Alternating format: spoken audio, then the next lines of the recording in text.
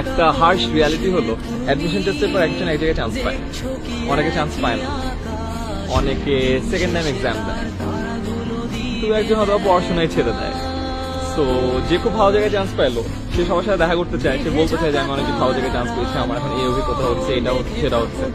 আর যারা ওই জায়গায় যেতে পারে নাই তারা কিন্তু ওই সব কথা শুনতে চায় না, তার কষ্ট লাগে, তার রিগ্রেট হয়, তার অনুশোচনা হয়, তার আফসোস হয়। তাই উইশ আমিও তখন পড়াশোনা করতাম, আমি ওর জায়গায় যেতে পারতাম। অ্যান্ড দেন যে দুই বন্ধু একই সাথে বসে ওখানে আড্ডা মারতাম, ওই দুই বন্ধু আর দেখা হয় না, বিকজ একজন আরেকজনের সাথে কথা বলতে খুব একটা কমফোর্টেবল হয় না তখন। এন্ড দেখা যায় যে আস্তে আস্তে এখানকার বসে যে আড্ডাগুলো ছিল, ওই আড্ডাগুলো আর হয় না, আস্তে আস্তে যে যার মতো চলে যায়। One harsh reality, I think যে যত আগে এটা উপলব্ধি করে ওটাই বেটার। বাট ইয়া, এটা তো মানে এটা না যে ফ্রেন্ডশিপ বন্ধ হয়ে যায়, ফ্রেন্ডশিপ থাকে, দেখা হলে এখনো কথাবার্তা হয়, চিল হয়, আড্ডা হয়, অনেক মজা হয়। বাট ওই যে থাকে না যে ডেইলি দেখা হবে, ডেইলি চিল হবে, ডেইলি আড্ডা হবে, ডেইলি কথা হবে, সবসময় খোঁজ খবর রাখবো, সেটা হয় না।